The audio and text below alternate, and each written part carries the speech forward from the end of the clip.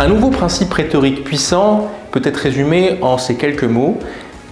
Une image vaut 1000 mots. Préférez montrer plutôt que dire. Tout ce qui est imagé, tout ce qui est décrit est beaucoup plus efficace car en décrivant et en imageant votre propos, vous imposez une image dans la tête de votre public. Au fond, si je cherchais à démontrer quelque chose de façon argumentée, vous pourriez réfuter et vous dire non, je ne suis pas d'accord parce que ceci, parce que cela. Si je vous décris une image et qu'elle est suffisamment bien décrite, vous ne pourrez pas la réfuter, elle s'imposera dans votre esprit que vous le vouliez ou non. Et il existe plusieurs figures de style pour cela, l'hypotypose ou la diatypose.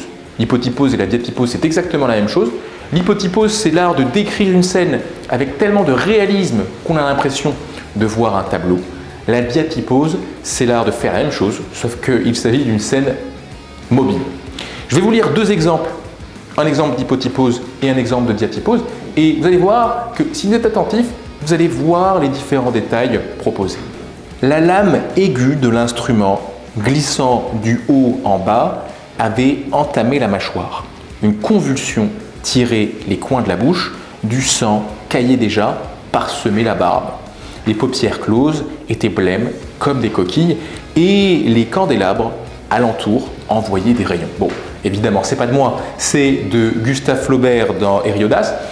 Vous le voyez, la description est saisissante, est visible et sensible, et c'est ce qui fait qu'on arrive à se projeter dans ce qui est dit. Plus récemment, une phrase d'un responsable politique qui présente ici une espèce de diatypose, donc un tableau mobile. Il y a beaucoup de nos concitoyens qui font des métiers difficiles, qui n'ont pas cette chance d'être dans des bureaux chauffés l'hiver et climatisés l'été. Vous voyez, on voit une scène, on voit en peu de temps et avec un propos ramassé des images.